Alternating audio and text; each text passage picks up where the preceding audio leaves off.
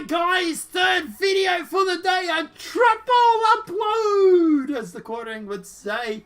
Crash, Theresa May's Brexit deal defeated by a record-breaking margin in Parliament.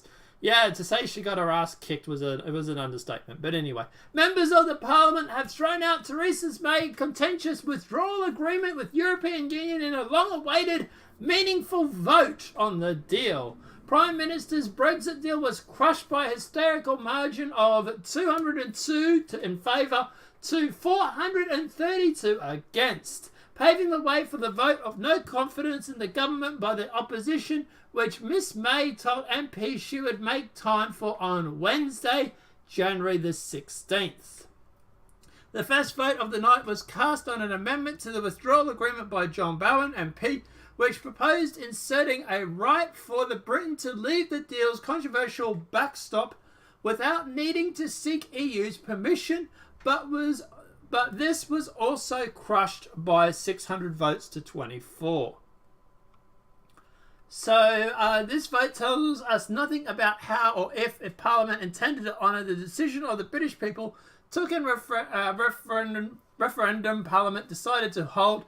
The EU citizen who had made their home here and UK citizens living in the EU deserve clarity on their questions as soon as possible, Miss May responded defiantly. If House confirms its confidence in this government, I will then hold meetings with my colleagues in the Democratic Unionist Party, senior parliamentarians from across the House, to identify what is required to obtain the confidence of the House, she added. For you to step aside, duh. The government will approach this meetings in a constructive spirit, but given the urgent need to make progress, we must focus on the ideas that are negotiable and have significant support in the House. If these meetings yield such an idea, the government will explore them in the European Union. So, basically, Labour 248, Scottish National Party 35, Independents 5, Conservatives 118, Democratic Union Party is 10, Plaid Cymru, I don't know what that is 4, 118 Tories against. So, no deal Brexit has now become the legal definition come March 29th under the terms of the European Union Withdrawal Act, but the Prime Minister has said that she still intends on securing a deal of some description. Should her government win the impending confidence vote, the remainder dominant Commons is expected to do its utmost to thwart a no deal in any case. Mr. Speaker, I want to offer two reassurances. The first to those who feel that it's a government strategy to run down the clock on the 29th of March. This is not the strategy she promised, rather calling it into question her commitment to delivering Brexit.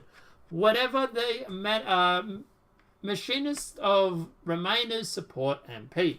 Don't get what we mean, but whatever. I have always believed that the best way forward is to leave in an ordinary way with a good deal, and have spent much of the last 2 years negotiating such a deal. It's a shit deal, it really, really is. She added, though, again, that this appears to contradict her earlier and often represented assertion that no deal is better than a bad deal.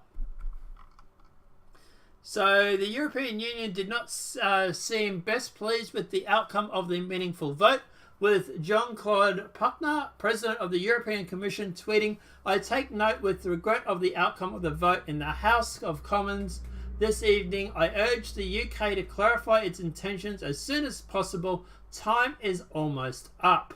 President of the European Council, Donald Tusk, meanwhile, appeared to remain wheeled to the deal. We will continue the EU's process of ratification of the agreement reached with the UK government. This agreement is and remains the best and only way to ensure an orderly withdrawal from the UK from the EU. The chances of the deal making it through the British legislature without serious revisions now seems vanishingly small. However, the Tusk's true objective may have been revealed in a non-too subtle tweet. If a deal is impossible and no one wants to deal, then who will finally have the courage to say what is the only positive solution is? he asked, in what was almost certainly a veiled suggestion that Brexit vote should simply be overturned like so many previous referendums across the European Union before it. I got another couple. Oh my god, I got another friggin' strike on my channel. Or something, community guidelines strike on that video. I'll have to look at that in a sec. But guys, yeah, look, at the end of the day, what's my view on this is quite simple.